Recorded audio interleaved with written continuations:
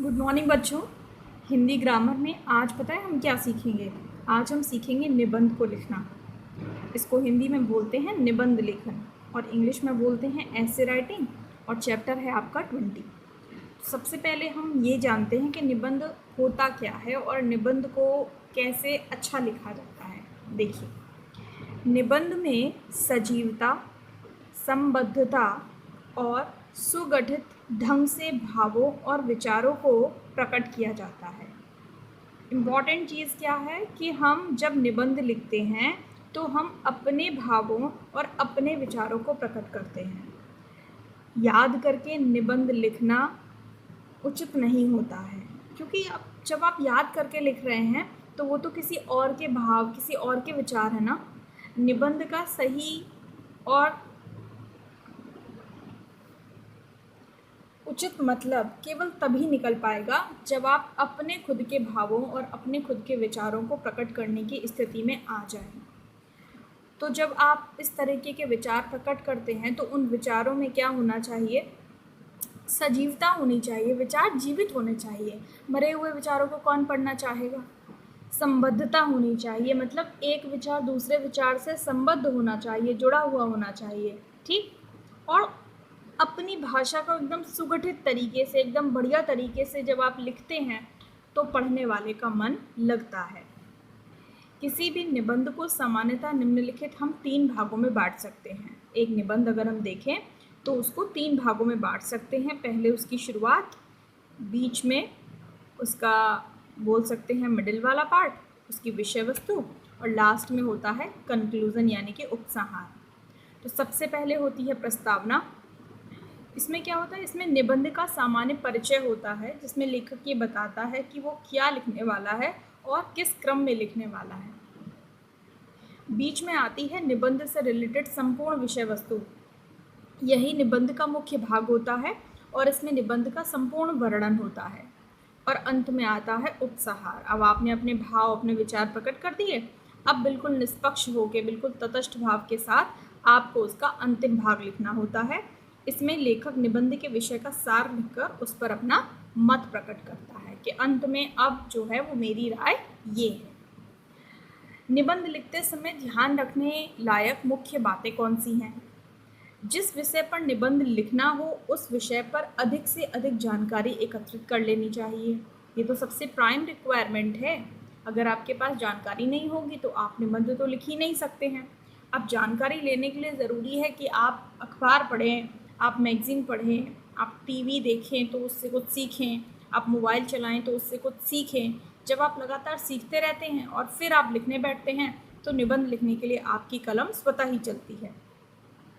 निबंध लिखने से पहले उसकी पूरी रूपरेखा तैयार कर लेनी चाहिए। ये नहीं होना चाहिए कि हमने निबंध का टाइटल देखा और हम लिखने बैठ गए। हमको पूरा दिमाग में एक प्लान बना लेना चाहिए, सोच लेना चाहिए कि हम निबंध को किस किस तरह से आगे बढ़ाएंगे।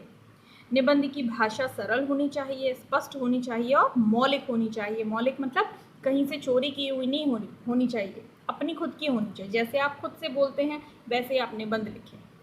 निबंध का ताना बाना मुख्य विषय वस्तु के इर्द गिर्द ही बुनना चाहिए। जो मुख्य विषय वस्तु है आपकी, निबंध से में उसी से संबंधित सारी बातें लिखनी है आपको। आप कहीं का ईंट और कहीं का सीमेंट नहीं जोड़ सकते हैं, ठीक है। हाँ, शब्द सीमा का ध्यान रखना चाहिए। अब निबंध में अगर आया है 250 शब्द तो आप 250 के आसपास ही निबंध लिखें। ये ना लिखें कि आप 100 शब्दों का निबंध लिख दें, और ये भी ना करें कि आप 400 शब्दों का निबंध लिख दें। ठीक। निबंध में यथासंभव सूक्तियाँ दीजिए, महापुरुषों के कथन दीजिए, कविता आदि का समावेश करना चाहिए। इससे निबंध प्रभावशाली और ग्राह्य बन जाता है, मतलब ग्रहण करने योग्य बन जाता है। लोग उसको पढ़ना पसंद करते हैं। निबंध में किसी प्रकार की कोई गलत सूचना नहीं देनी चाहिए। अगर आप कोई सूचना दे रहे हैं और आप उसके बारे में श्योर नहीं हैं तो कृपया करके उस सूचना को देने से आप बचें। खैर, अभी आप छोटे हैं, बहुत सारी बातों का ध्यान आप इसमें से नहीं रख पाएंगे, लेकिन बहुत सारी बातों का ध्यान रखना भी चाहिए आपको। तो इसके लिए सबसे पहले मैंने बताया आपको ज़रूरी है कि विषय से संबंधित आपको जानकारी हो। जैसे हमारा विषय जो है वो आज का निबंध का वो क्या है? स्वतंत्रता दिवस। क्या है? स्वतंत्रता दिवस के ऊपर आज हम निबंध पढ़ने वाले हैं। अब आप क्या लिख पाएंगे स्वतंत्रता दिवस के बारे में? जब तक आपको इसके बारे में जानकारी नहीं होगी कि देश को आज़ादी कैसे मिली, आज़ादी कब मनाई जाती है, आज़ादी दिलाने में कौन कौन सी मुसीबतें आईं, है ना, किस तरह से हमने आज़ादी का जश्न मनाया, आज़ादी के बाद की स्थिति थोड़ी सी क्या है, और आपके इस पर पूरे सब्जेक्ट पर आपके अपने खुद के मौलिक विचार क्या हैं, जब तक आप इन सारी चीज़ों से परिचित नहीं होंगे आप निबंध नहीं लिख पाएंगे। तो अब जो मैं आपको निबंध पढ़ाने जा रही हूँ ये केवल एक सैम्पल है।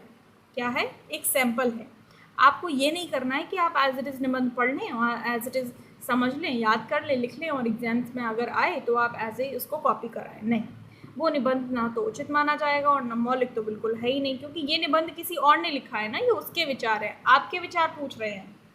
जब कोई टीचर पेपर में निबंध लिखने के लिए देती हैं तो वो किसी और के विचार नहीं पूछती हैं, वो आपके खुद के विचार पूछती हैं। तो आपको जो भी आता है आप अपने विचारों से निबंध को लिखिए।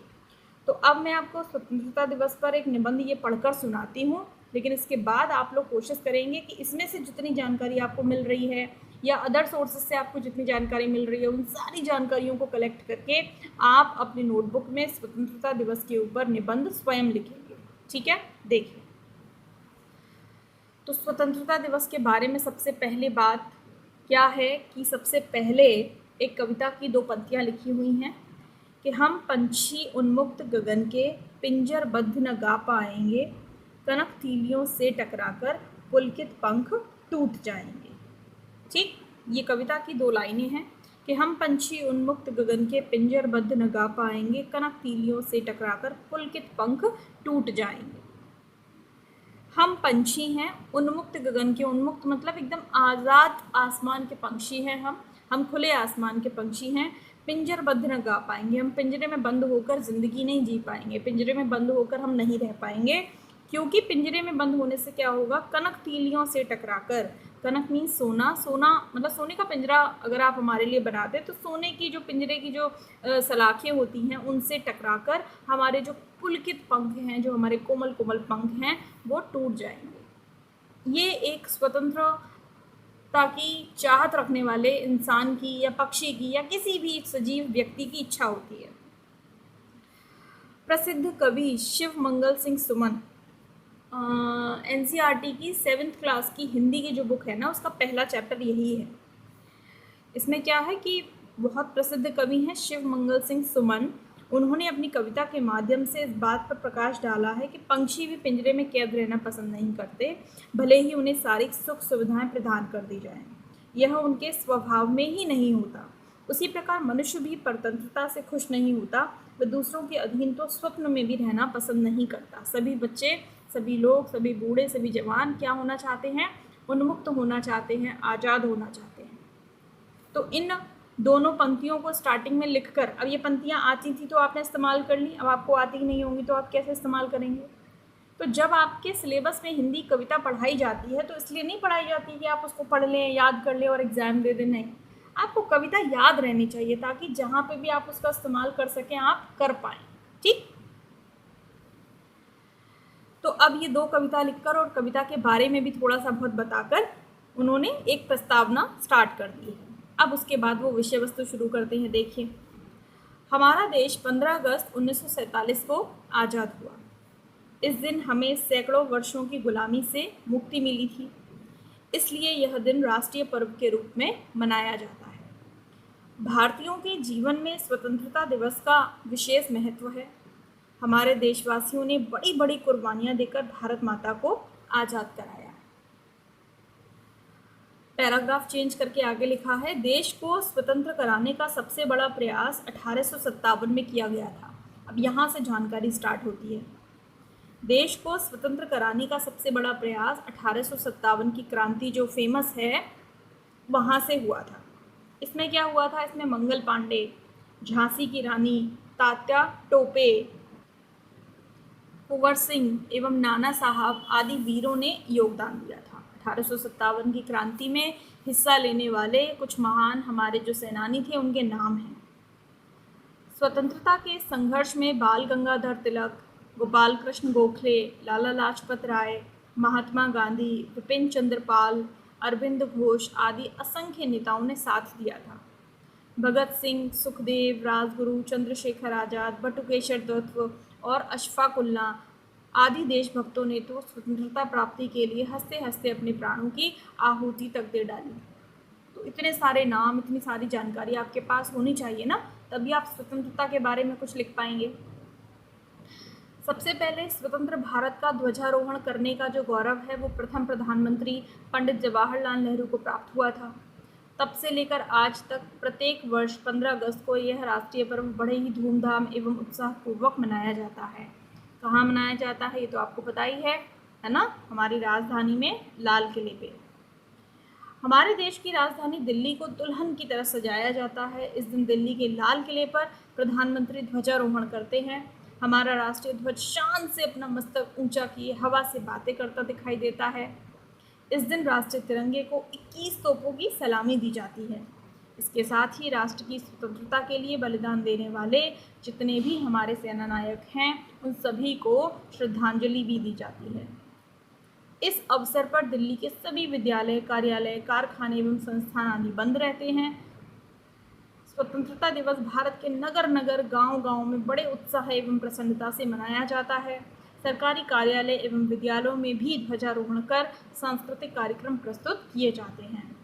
अंततः आखिरकार लास्ट में हमारा कर्तव्य है कि हम इस स्वतंत्रता को अक्षुण्ण बनाए रखें। भाषा देखिए आप कितनी सुंदर लिखी हुई है, अक्षुण्ण बनाए रखें। अक्षुण्ण का मतलब इसमें कोई कमी ना आने दें, जैसी है वैसी ही बनाए रखें। यह दिन प्रत्येक भारतीय को राष्ट्र और तिरंगे ध्वज का मान रखने का संदेश देता है। तो अब ये सब कुछ जो है वो हमने अपने जो स्वतंत्रता दिवस से संबंधित बातें हैं उनको सबको ध्यान में रखते हुए निबंध लिखा।